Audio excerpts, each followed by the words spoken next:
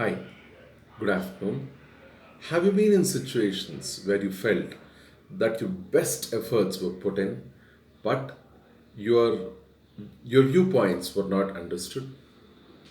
Have you been in situations where you felt that you communicated excellently, but still the message did not get across or you were grossly misunderstood? I'm Dr. Prashant, and we are continuing the learnings further on empathy and through that being emotionally intelligent. This is the third capsule about that, and let's go forward. All right, so we have established so far as to what empathy is all about and how it is about putting yourself in somebody else's shoes and seeing things from their viewpoint in a non judgmental manner. All right.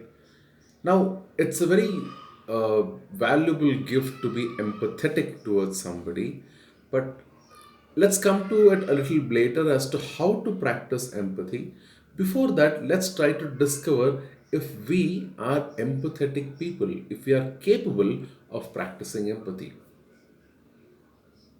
That's a surprise. So, do you have to be a different class of people to be empathetic? And by and large, are all the population not empathetic? No, that's not what I meant to say. What I meant to say was if you can go back to previous videos about self management and self awareness, how much do we know about ourselves that we say that we are empathetic people? Let me ask you three quick questions. And you please reflect upon this and see how you're placed with respect to this. Question number one: what is it about you that you feel is comforting for other people?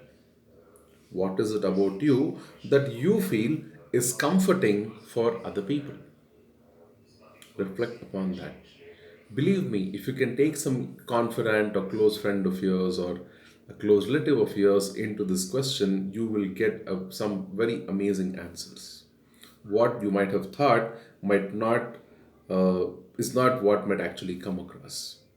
Right? Question number two: what do you do when you are faced with negative emotions? Now, when I say negative emotions, it need not be emotions that have come up through your experience only. It might be emotions being shared with you, it might be emotions on the television, emotions conveyed through some song, emotions through some memories that have happened long time ago. What do you do in such situations? Most of us don't think, most of us don't hit the pause button over there and see and think. What do? We just let it pass by and we don't learn from that experience. So what do you do? Please pause whenever you get a negative emotion and try and think what are your reactions when you are faced with negative emotions. Okay, so that was question number two. Question number three. Question number three is, what do you think is good about you that brings out the best out of others? What do you think is good about you that brings about the best out of other people?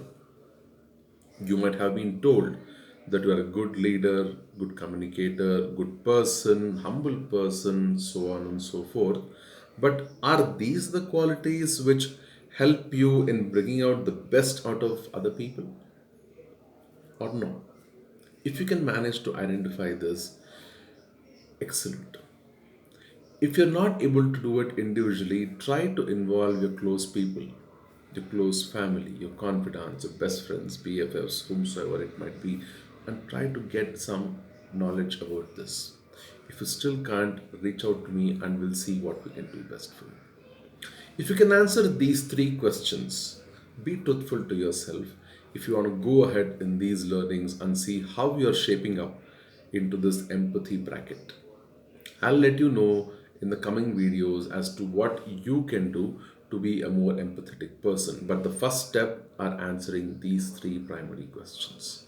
If you can answer these three questions truthfully, then you would know where you are going wrong or doing the right thing in your journey towards being an emotionally intelligent, empathetic person. All right? Those are three questions. Call it homework or assignment or a learning curve for you, but please do work on that. While I am on that, I also wanted to introduce one more topic which runs parallel along with this.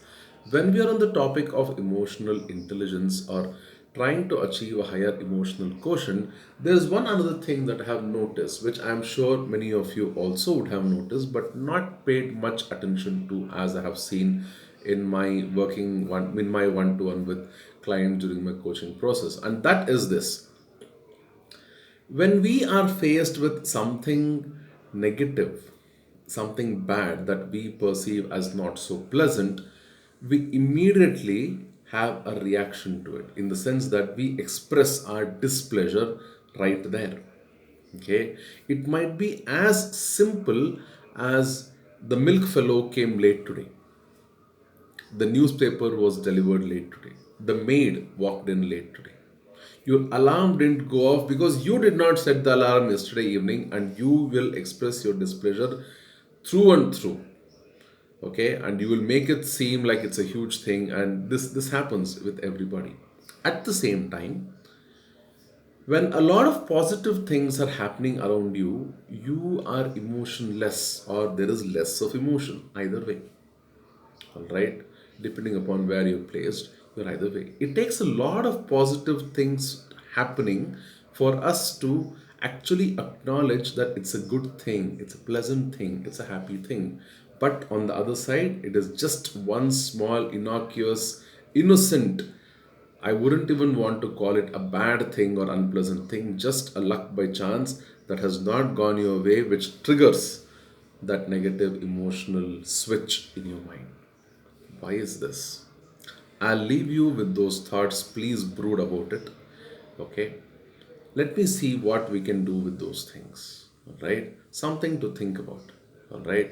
One switch for the negative emotion, multiple switches for the positive emotion, and I'm not even sure, even after ticking all those switches, you will still be happy.